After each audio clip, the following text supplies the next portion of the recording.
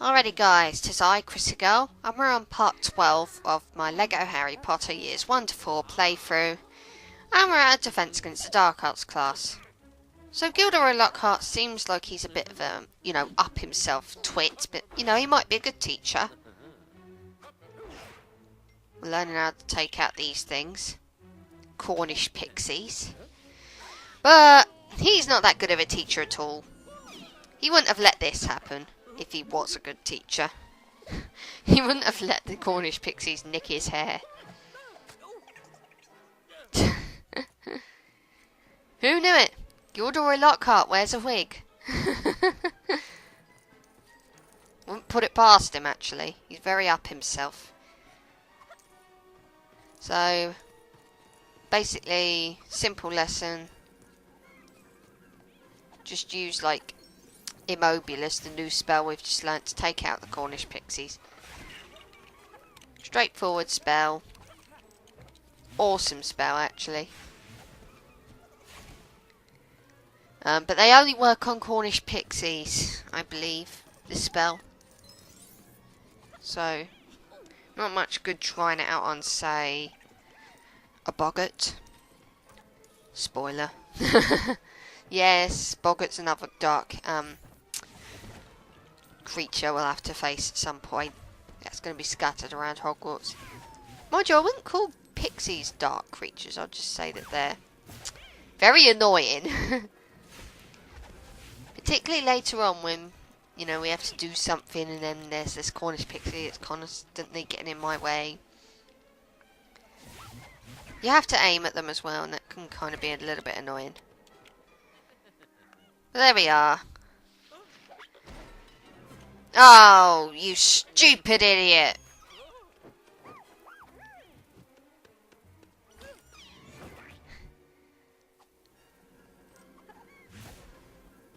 So yeah, we've got to put these ones away now as well, because Lockhart's a clumsy moron. Honestly, he claims to have written all these books saying that he did all these amazing things for all these magical creatures that were supposedly really dangerous. And yet, I can't shake the feeling that he's a bit useless. How on earth could he have possibly fought all these creatures when he's this useless? Something doesn't ring true here, guys. It really doesn't. So, we've learnt Immobilus. Now we better get out of here before he knocks another cage of Cornish pixies over and we have to put them away. So, yeah. Anytime, Hermione. There we go.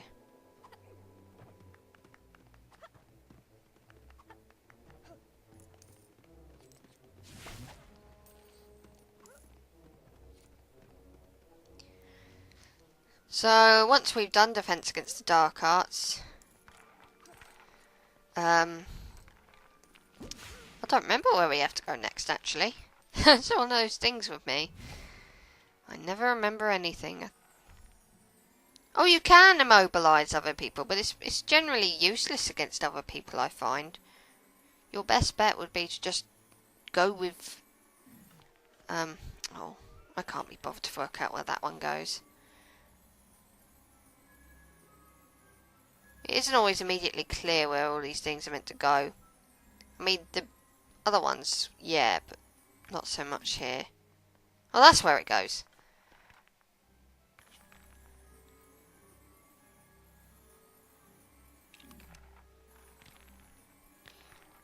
I mean, these middle ones kind of, yeah, because they're thicker, so...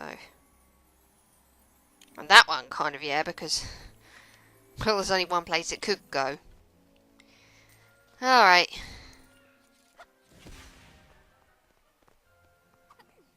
Only gave me studs, what was the point?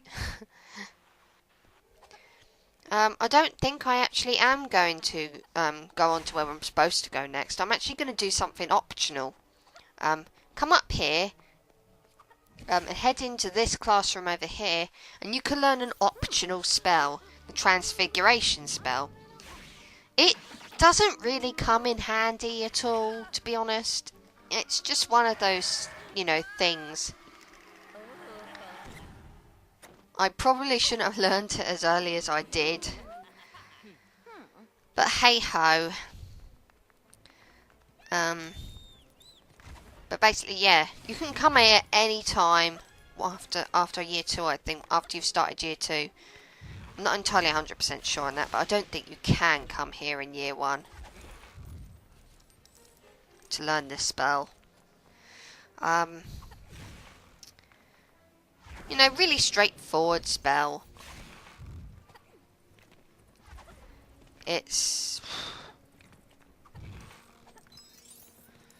All it does is basically just turns, whoever's coming at you into a rat or a frog for a few seconds. Not even a minute, a few seconds.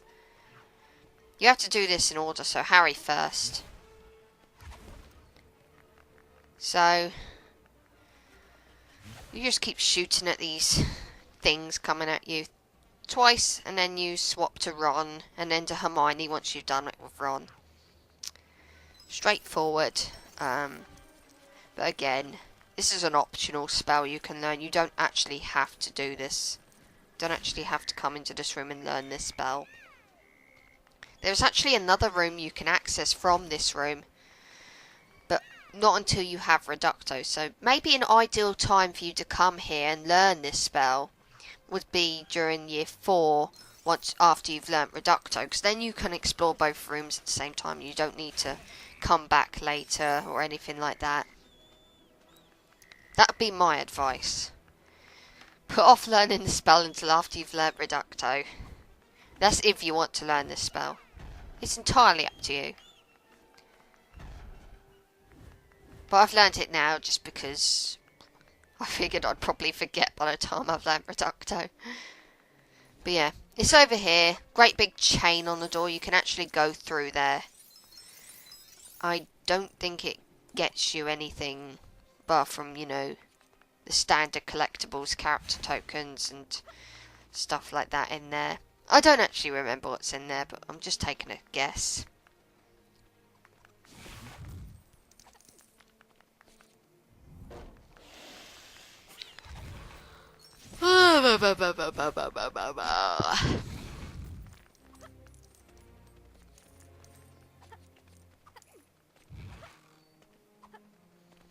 Always good to buy.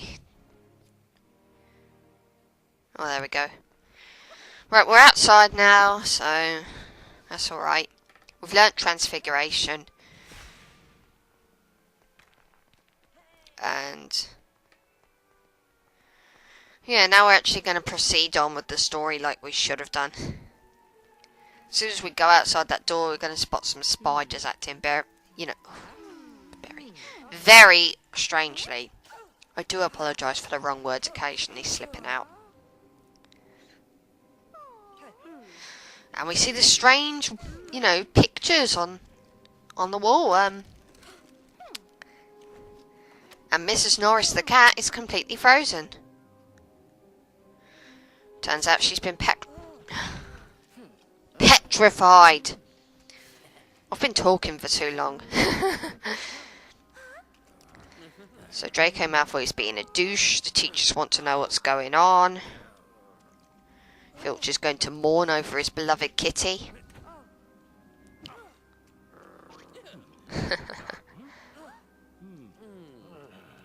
Well, I'm not going to miss Mrs. Norris. She was evil. She was one evil kitty cat. So anyway, after the first attack, I think we're heading to the Quidditch game. I think we're actually heading to the Quidditch pitch now.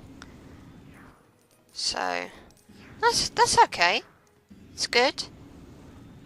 Got a rough idea of where we're heading now. And yeah, let's get rid of these just because I can. This is how you get the high up studs that, it seems impossible to get. Kind of obvious really, because it's a flying pumpkin. But at the same time, it's a flying pumpkin. How cool is that? Down here is another optional thing you can do, if you want to. Just going to destroy these things first.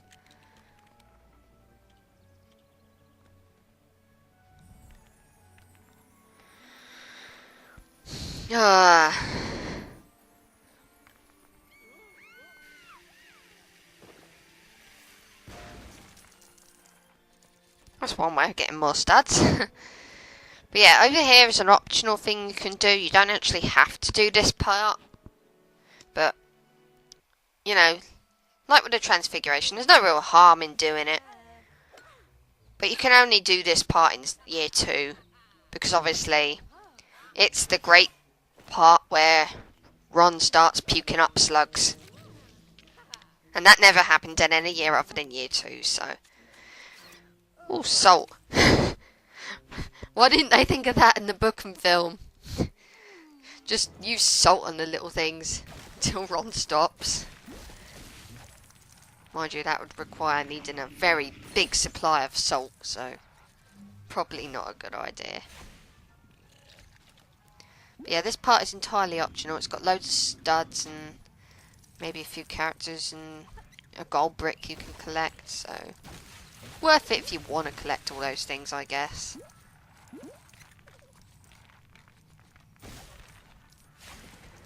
Hey, vey.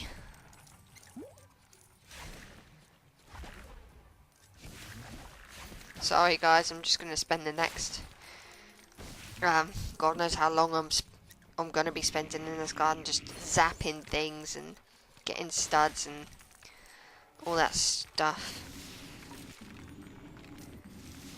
Like I say, this part is entirely optional. You don't actually have to do it. It's just there if you want to. Actually, I don't know, but I think maybe you can actually access this part in year 3 and 4. I don't know why, but I've got this memory coming back to me of coming in here just because I saw it was open and suddenly this section began again when I'd already completed it. Oh yeah, you can do this section multiple times, but obviously once you go in there everything's going to be completed anyway. Or is it? Oh, don't trust my memory. My memory is absolute crud. And I talk absolute crud. A lot of this is fairly straightforward. Use Fang to dig up the holes. And that'll net you some things. Probably most likely studs. I don't know. After playing years 5 to 7, my memory's a bit hazy. I'm just remembering everything from years 5 to 7 now. But hey ho. Just going to use Fang to dig some stuff up. Worth pointing out that they dig faster in this game without, you know, a power-up than they do in years 5 to 7. Years 5 to 7, they dig incredibly slowly. You know, the animals and whoever else is a digger. They all dig very slowly in that game.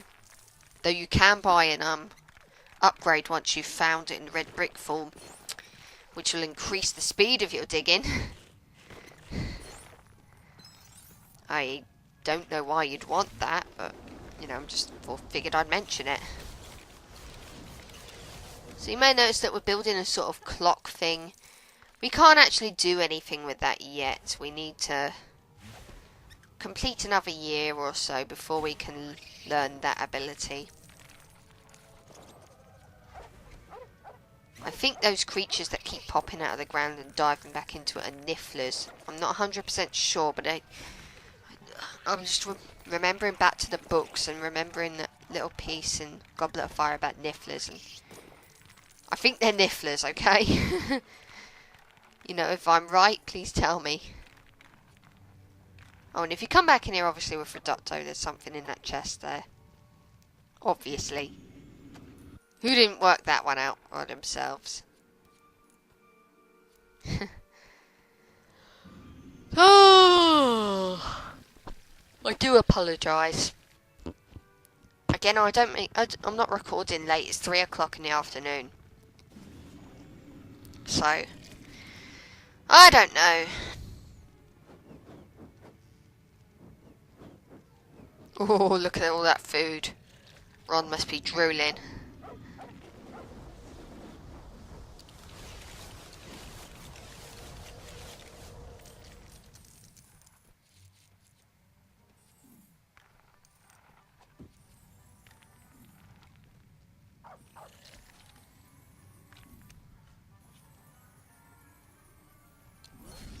I don't know if I've got it right, but...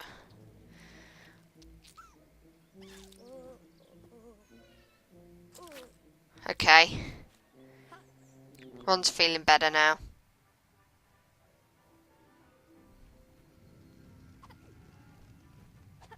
And there's a gold brick. You just stand in the pot and eventually it'll propel you upwards. You know, when we get back into the pot... Oh wait, no, we've got to put the food in the pot first. How could I forget that? Put food in the pot, it will start boiling really hot. I'm surprised it's not burning Hermione's feet off. And we can float upwards and pick up the gold brick. And that's it for part 12. I'll see you guys in the next part.